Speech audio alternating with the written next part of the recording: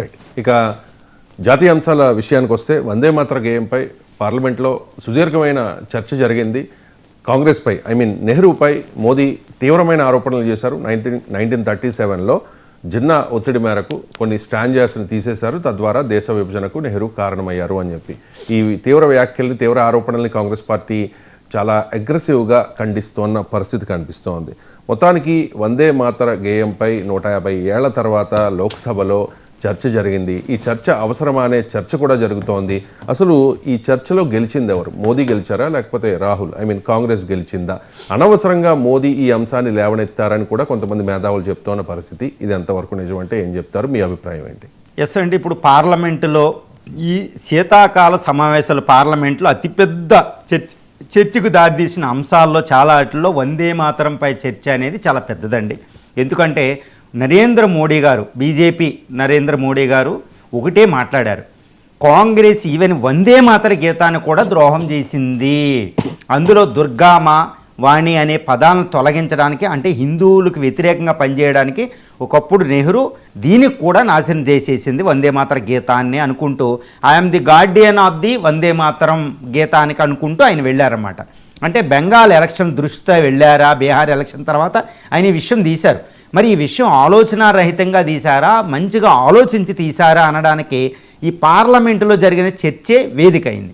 ఈ పార్లమెంటులో 10 గంటల పాటు సుదీర్ఘంగా జరిగిన, అంటే ఆల్మోస్ట్ 2 రోజులు జరిగిందండి. ఈ 2 రోజుల చర్చలో ఇటు మోడీ బీజేపీ గెలిచిందా లేకపోతే కాంగ్రెస్ రాహుల్ గాంధీ తరపున ఉన్న కాంగ్రెస్ గెలిచిందా అంటే మనం ఒక్కసారి చర్చని అవలోకనం చేసుకోవాలి, ఓవర్ వ్యూ చేయాలన్నమాట, రివ్యూ చేయాలి. ఆ చర్చ ఎలా జరిగింది? అమిత్ షా, రాజ్నాథ్ సింగ్ గారు బీజేపీ తరపున, మోడీ గారి అందరూ ఈ చర్చలో బీజేపీ తరపున మాట్లాడారు.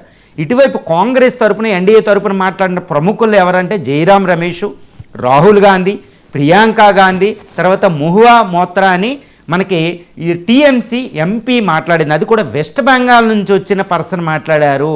ఈ చర్చని చాలా జాగ్రత్తగా గమనిస్తే ఈవెన్ మల్లికార్జున ఖర్గే గారు కూడా మాట్లాడడం జరిగింది. కాంగ్రెస్ ఏం చెప్తుంది? మొట్టమొదటి నుంచి 1875లో ఈ బంకిం చంద్ర చటోపాధ్యాయ రాసిన వందే మాతర గీతం, తర్వాత 1882లో అది ఆనంద మంటలో ప్రచురితం కావడం, మొట్టమొదటిగా బెంగాల్ నోవల్ అవ్వడం, తర్వాత దీన్నే 1896లో మొట్టమొదటిగా అది కాంగ్రెస్ కలకటా సెషన్లో రవీంద్రనాథ్ ఠాగూర్ ఉన్నప్పుడే అది గీతాలాపన చేయడం, 1905లో వందే మాతర ఉద్యమం సమయంలో అది ఒక వార్ క్రై, ఒక క్లారియన్ కాల్ లాగా వందే మాతరం అనేది ఒక దేశభక్తి గీతంగా అవతరించింది అనేది. తర్వాత 1937లో ఏది కాంగ్రెస్ అనే పార్టీ, అప్పుడు ఇండియన్ నేషనల్ కాంగ్రెస్ దాన్ని ఏం చేసింది, ఒక జాతీయ గీతంగా దాన్ని తీసుకోవడం జరిగింది ఆల్మోస్ట్ అనమాట. అప్పుడు రవీంద్రనాథ్ ఠాగూరు, తర్వాత వల్లభాయ్ పటేలు, సుభాష్ చంద్ర బోసు, డాక్టర్ బాబు రాజేంద్ర ప్రసాద్ గారు, నెహ్రూ, గాంధీ, ఇంకా ఎంతోమంది ప్రముఖుల ఆధ్వర్యంలో అది తీసుకోవడం జరిగింది. ఆ ప్రపోజల్ బుక్కులతో సహా ఎవిడెన్స్ చూపించారు. కాబట్టి ఇప్పుడు మోడీ గారు నెహ్రూకే వ్యతిరేకమా లేకపోతే స్వతంత్రోద్యమ నాయకులందరికీ ఎగనిస్ట్ అయినట్టే, కాబట్టి స్వతంత్రోద్యమం పాల్గొన్న నాయకులందరినీ విమర్శిస్తున్నారని ఈ జైరాం రమేష్ గారు ఎలుగెత్తి చాటారంటే పార్లమెంటు సాక్షిగా. అది పెద్ద విపత్తు అయిపోయింది.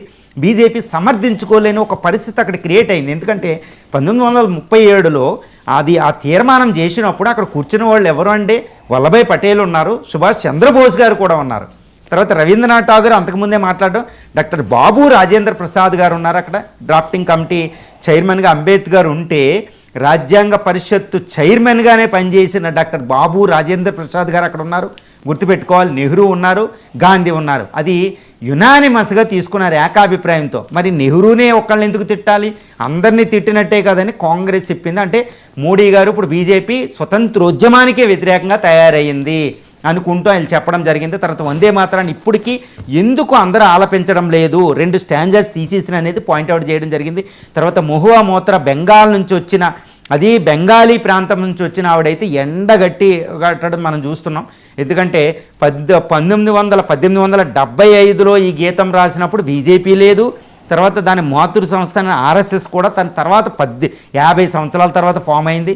తర్వాత బీజేపీ అయితే 1980 105 సంవత్సరాల తర్వాత ఫామ్ అయింది. ఇప్పుడు వందే మాతర గీతానికి వాళ్ళకి రక్షకులు ఎలా అవుతారు, అసలు వందే మాతరం చరిత్రకి వీళ్ళకి సంబంధం ఏంటి అప్పుడు తర్వాత బంకిం చంద్ర చట్టోపాధ్యాయ రాసిన ఈ గీతం అనేది మొట్టమొదటికి 7 కోట్ల మందికే రాశారు బెంగాలీకి. తర్వాత ఇది పాన్ ఇండియా అయింది 1937లో.